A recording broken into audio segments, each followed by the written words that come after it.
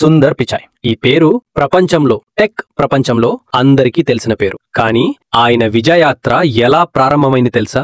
చెన్నైలో జన్మించిన ఓ మధ్యతరగతి అబ్బాయి గూగుల్ లాంటి మహా కంపెనీకి CEO ఎలా అయ్యాడు అనేది నిజంగా ప్రేరణాత్మక కథ. 1970లో తమిళనాడులోని మదురైలో సుందర్ పిచాయ్ జన్మించాడు. ఆయన తండ్రి ఎలక్ట్రికల్ ఇంజనీర్, తల్లి స్టెనోగ్రాఫర్. చిన్న కుటుంబం, సాదాసీదా జీవితం.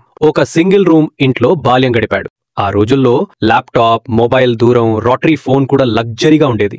చిన్నప్పటినుంచే పిచాయ్కి నంబర్స్, టెక్నాలజీ మీద ఆసక్తి ఎక్కువ. స్కూల్లో బ్రిలియంట్ స్టూడెంట్. 12వ తరగతి తర్వాత IIT ఖరగ్పూర్లో మెకానికల్ ఇంజనీరింగ్ పూర్తి చేశాడు. అక్కడ ప్రొఫెసర్స్ ఆయన ప్రతిభని గమనించారు. తర్వాత అమెరికాలో స్టాన్ఫర్డ్ యూనివర్సిటీలో స్కాలర్షిప్తో MS in material sciences and engineering చదివాడు. ఆ తర్వాత MBA ఫ్రమ్ వాటన్ స్కూల్ పూర్తి చేశాడు. కెరియర్ ప్రారంభం గూగుల్లో 2009లో ప్రోడక్ట్ మేనేజర్గా. అప్పట్లో ఆయన ఒక ఐడియా చెప్పాడు, గూగుల్ టూల్ బార్.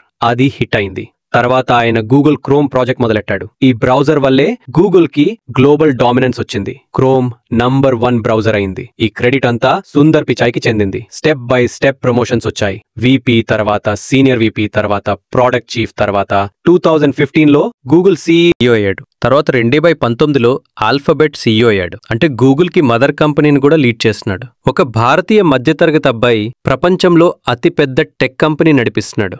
ఆయన సక్సెస్ సీక్రెట్ ఏమిటంటే hard work, clarity of ideas, ఎప్పుడూ లొంగిపోకూడదన్న యాటిట్యూడ్. సుందర్ పిచాయ్ స్టోరీ మనకు చెప్పేదేమిటంటే స్టార్టింగ్ చిన్నదైనా డ్రీమ్స్ పెద్దవైతే పేషెన్స్, డెడికేషన్తో టాప్కి వెళ్ళొచ్చు.